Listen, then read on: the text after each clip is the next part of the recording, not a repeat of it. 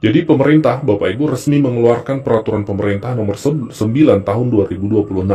Ini peraturan resmi yang ditandatangani oleh, kita lihat ya, Presiden Prabowo, Bapak Ibu, ya, untuk mengkonfirmasi bahwa ini adalah regulasi yang resmi dari pemerintah, ditetapkan, ditetapkan oleh Presiden Prabowo, Bapak Ibu, dan sudah disahkan keaslian dari dokumen ini oleh Deputi Bidang Perundang-undangan dan Administrasi Hukum Sekretariat Negara, Bapak Ibu, Kementerian Sekretariat Negara. Nah, dalam peraturan pemerintah ini ditetapkan bahwa, di regulasi ini, tepatnya di pasal 15 ayat 1, itu ada keterangan bahwa gaji ke-13 ya dibayarkan paling cepat pada bulan Juni tahun 2026. Karena ini banyak ditanyakan di kolom komentar jadwal pencairan gaji 13. Jadi Bapak Ibu dipastikan tahun ini kembali ada gaji 13 untuk ASN dan pensiunan yang mulai dicairkan pada bulan Juni, Bapak Ibu. Dan regulasi ini sepaket ya antara THR dengan gaji 13. Dan ini sudah juga ada konferensi persnya dari pihak pemerintah dalam hal. Ketua Komisi 1 Dewan Perwakilan Rakyat Republik Indonesia, Saudara Utut Adianto Wahyu Widayat. Para Menteri, Kepala Badan, Panglima TNI, Kapolri, Kepala BIN, serta seluruh anggota Kabinet Merah Putih yang hadir, Menteri Perekonomian Saudara Erlangga Hartarto, Menteri Pertahanan Jenderal TNI Purnawirawan Syafri Samsudin sebagai Ketua Pengarah Satgas PKH, Menteri Energi dan Sumber Daya Mineral Saudara Bahlil Lahadalia, Menteri Kehutanan Saudara Raja Juli Antoni, Menteri Lingkungan Hidup Saudara Hanif Faisal Nurofik, Menteri Tenaga Kerja Profesor Yasyarli, Menteri Transmigrasi Saudara Muhammad Iftitah Suryanegara, Menteri Keuangan Saudara Purbaya Yudi Sadewa, Menteri Sekretaris Negara Saudara Prasetyo Hadi, Panglima TNI Jenderal TNI Agus Subianto, Kepala Kepolisian Negara Republik Indonesia Jenderal Polisi Listio Sigit Prabowo, Kepala Badan Intelijen Negara Jenderal TNI Purnawirawan Muhammad Herindra, Kepala Badan Pengawas Keuangan dan Pembangunan Saudara Muhammad Yusuf Ateh, Sekretaris Kabinet Republik Indonesia Saudara Teddy Indra Wijaya, PLT Kepala Badan Informasi Geospasial Saudara Muhammad Arif Syafi'i. Yang saya hormati seluruh anggota Satuan Tugas Penertiban Kawasan Hutan yang hadir, para pimpinan perusahaan BUMN, para hadirin undangan, serta rekan-rekan pers dan media yang saya hormati. Tentunya kita sebagai insan yang bertakwa selalu memanjatkan puji syukur kehadiran Allah Subhanahu wa taala, Tuhan Maha Besar, Tuhan Maha Kuasa yang memiliki sekalian alam, atas segala karunia berkah yang diberikan kepada kita, kesehatan yang masih diberikan kepada kita, terutama kebaikan dan kedamaian yang diberikan kepada negara kita. Kita hari ini hadir dalam acara penyerahan hasil penyelamatan keuangan dan aset negara serta penagihan denda administratif tahun 2026 sebesar 11 triliun 420 miliar 104 juta 815.858 rupiah. Saudara-saudara sekalian, ini adalah sebuah kehormatan dan kebahagiaan bagi saya bahwa hal ini terjadi berkali-kali di dalam pemerintahan yang saya pimpin baru 1,5 tahun ini.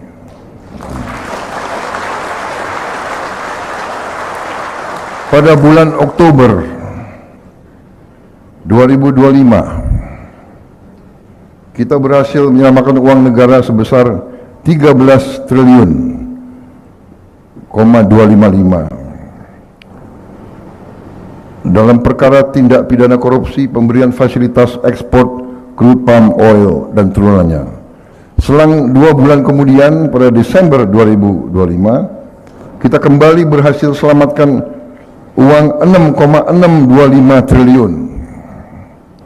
Dan hari ini 10 April kita berhasil menyelamatkan 11,420 triliun. Dengan demikian, total uang tunai yang berhasil kita selamatkan sampai hari ini adalah 31,3 triliun rupiah.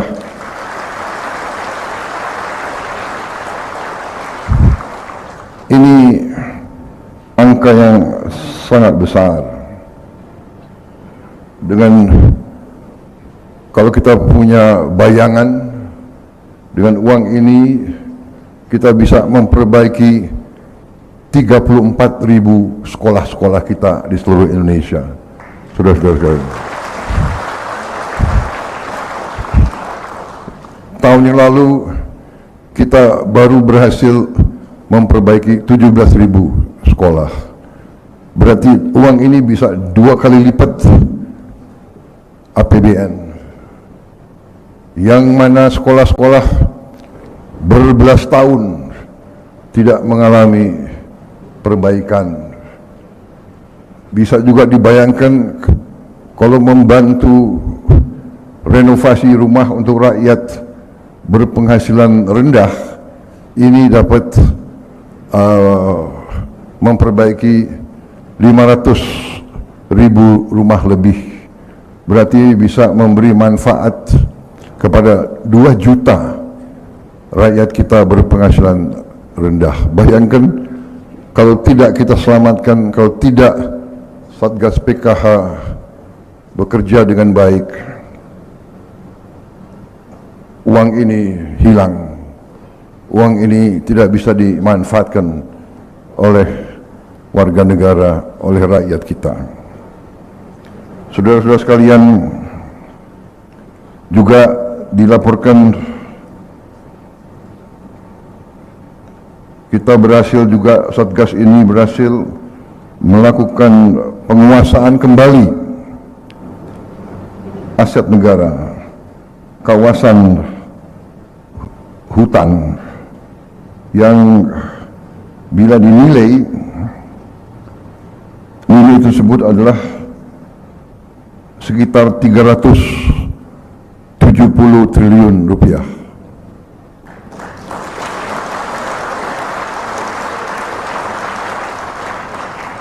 Padahal seluruh APBN kita adalah 3.700 triliun kurang lebih.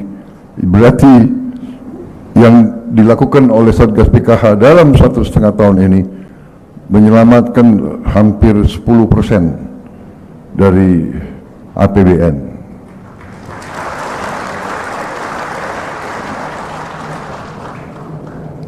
Kalau kita hitung 370 triliun,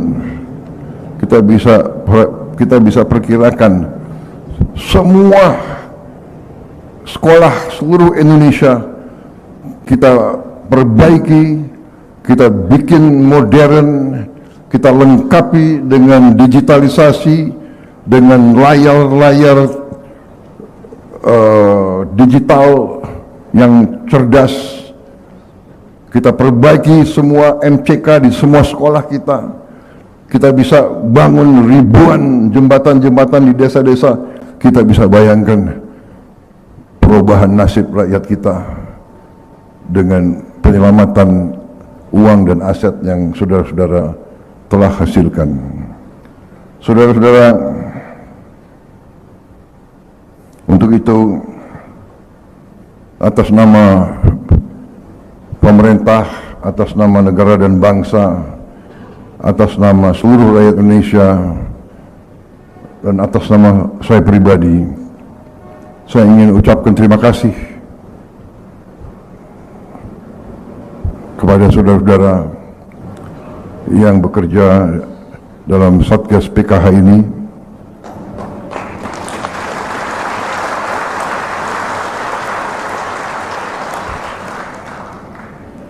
penghargaan saya yang sangat tinggi atas pengorbanan saudara. Kita faham negara kita sangat luas secara fisik untuk memeriksa, untuk mengaudit, untuk mengecek di lapangan tidak mudah.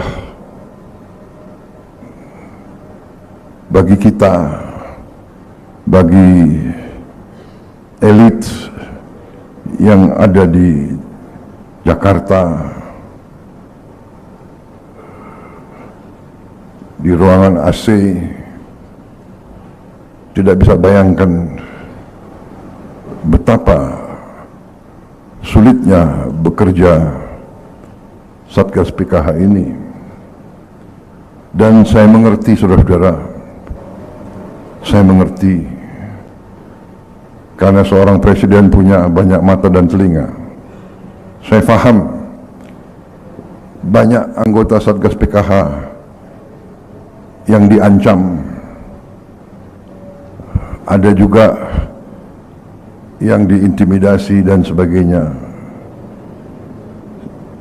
Sekali lagi, saya sangat menghargai pekerjaan dan pengorbanan saudara-saudara. Saudara-saudara, menjaga kekayaan negara, menyelamatkan kekayaan negara adalah sungguh pekerjaan penuh kehormatan, penuh kemuliaan. Ada di antara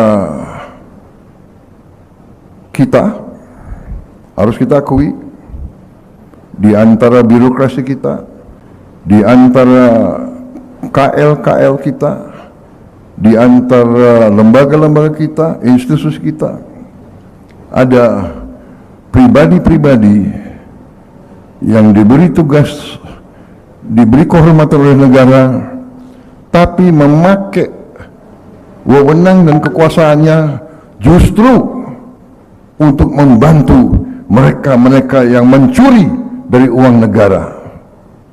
Kita fahami,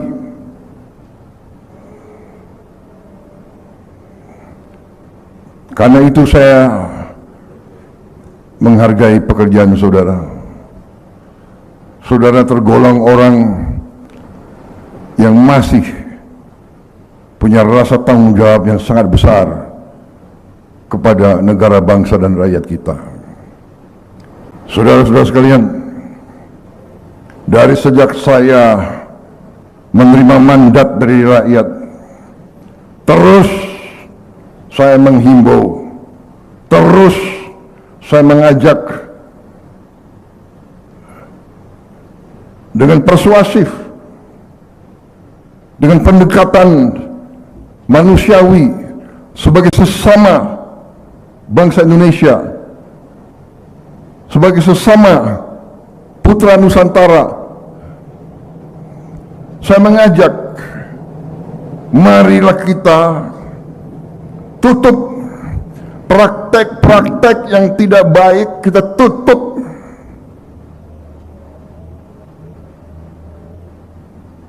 Menipu rakyat, menipu atasan,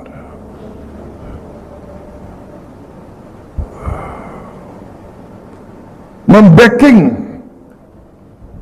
praktek-praktek yang tidak baik, penyelundupan, tambang ilegal, perkebunan ilegal. Saya menghimbau, ayo kita semua yang diberi kepercayaan rakyat, mari kita laksanakan tugas yang diberikan oleh rakyat kepada kita dengan baik. Kita faham, saya mengerti gaji kalian mungkin tidak cukup, tapi kalau kita lihat rakyat kita yang lebih parah dari kita harus fahami, bekerja di pemerintah adalah pengabdian Bekerja di pemerintah adalah pengabdian. Bekerja untuk pemerintah di pemerintah adalah pengabdian. Berapa ribu kali saya harus tekankan, bekerja di pemerintah adalah pengorbanan dan pengabdian.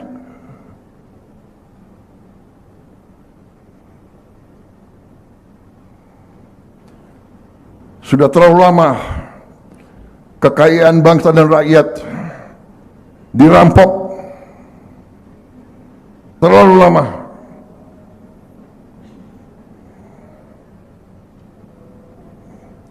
Saya keluarkan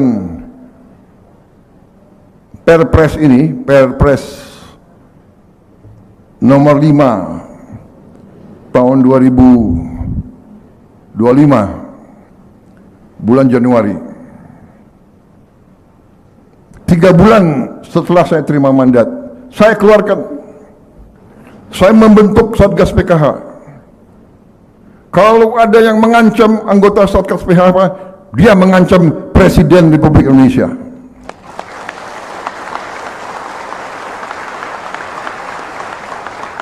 Kalau ada yang menghalangi pekerjaan Satgas PKH, dia menghalangi pekerjaan Presiden Republik Indonesia. Dan percayalah, saya akan menggunakan semua wewenang dan kekuasaan yang diberikan oleh Undang-Undang Dasar 1945 kepada Presiden Republik Indonesia. Saya akan gunakan itu untuk menegakkan hukum, saudara-saudara sekalian.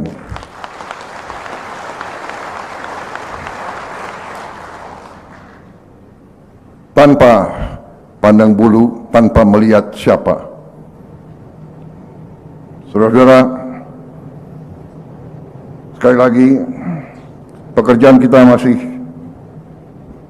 berat, perjalanan masih panjang, kebocoran masih terjadi, penyelundupan masih terjadi.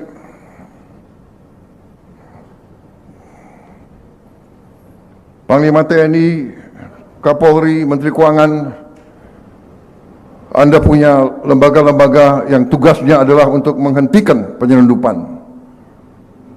Gunakan segala wewenang yang ada pada Anda untuk menegakkan itu. Dan semua lembaga di setiap tingkatan harus bekerja sama untuk menegakkan hukum. Saya sangat setuju. Hukum adalah instrumen untuk menjaga kekayaan bangsa dan negara. Tanpa kekayaan bangsa dan negara, tidak mungkin rakyat kita hidup sejahtera. Atas izin dan instruksi Bapak Presiden akan diumumkan besaran dan peruntukan dari satu tunjangan hari raya THR dan juga bonus hari raya BHR di periode tahun 2026 yang detailnya teknisnya akan disampaikan secara detail oleh Bapak Menko Perekonomian. Dipersilakan Bapak Menko, Bapak Erlangga Hartarto. Terima kasih. Assalamualaikum warahmatullahi wabarakatuh. Salam sejahtera bagi kita semua, teman-teman media cetak, media elektronik, dan masyarakat. Dan pada pagi hari ini saya didampingi oleh Pak Seskap, Pak Teddy Brawijaya, kemudian Menteri Perhubungan Pak Budi Purwagandi, kemudian Menteri Ketenagakerjaan Pak Yasserli, Menteri Investasi, Hilirisasi, BKPM, dan CEO Danantara Pak Rosan Perkasa Roslani, beserta CEO dari Madaguto Pak Hans Patowo, kemudian dari CEO Grab Ibu Neneng Gunadi, kemudian dari Chief Executive Maxim Indonesia, yaitu Fadin Rusnov, dan PT InDrive Pak Rio Aristo. Jadi hari ini pemerintah mengumumkan beberapa paket stimulus ekonomi lanjutan terkait dengan Hari Besar Keagamaan Nasional yaitu Idul Fitri 1447 Hijriah atau 2026 Masehi, sesuai dengan arahan Bapak Presiden terkait THR aparatur sipil negara pemerintah pusat, termasuk P3K, TNI Polri, serta pensiunan. Pemerintah telah menyiapkan anggaran sebesar 55 triliun rupiah, dibandingkan tahun lalu ini meningkat, tahun lalu 49 triliun, naik 10%. THR ASN tahun 2026 yang akan disalurkan kepada 2,4 juta ASN pusat TNI Polri dengan total 22,2 triliun, kemudian 4,3 juta ASN daerah total 20,2 triliun, kemudian 3,8 juta pensiunan totalnya 12,7 triliun. Nah, komponen yang dibayarkan 100% penuh meliputi gaji pokok, tunjangan keluarga, tunjangan pangan, tunjangan jabatan, kinerja sesuai dengan regulasi yang berlaku. Pemberian THR merupakan hal yang berbeda dengan pemberian gaji yang ke-13. Jadi saya garis bawahi bahwa THR ini tidak sama dengan gaji ke-13. Gaji ke-13 biasanya diberikan di bulan Juni. Nah, pencairan THR dimulai secara bertahap sejak 26 Februari yang lalu, minggu pertama, dan THR tersebut diberikan kepada PNS, CPNS, P3K, pejabat negara, prajurit TNI, anggota Polri, pensiunan PNS, pensiunan prajurit TNI Polri, hingga pensiunan pejabat negara. Sedangkan untuk gaji 13 ya seperti biasanya dibayarkan di bulan Juni. Untuk sektor swasta, kewajibannya wajib dibayar penuh, tidak boleh dicicil, dan paling lambat dibayarkan H-7 Lebaran. Jadi THR diberikan kepada pekerja dengan masa kerja minimal 1 tahun, dan kemudian juga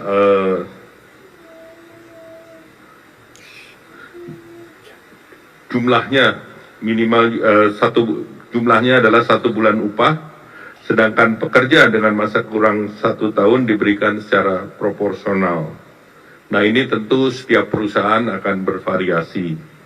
Nah, berdasarkan data dari BPJS Ketenagakerjaan, penerima upah yang tercatat adalah 26,5 juta pekerja, dan diperkirakan jumlah THR yang dibayarkan senilai 124 triliun rupiah untuk THR sektor swasta, dan ini diharapkan bisa mendorong konsumsi nasional secara signifikan. Kemudian bonus hari raya untuk ojol.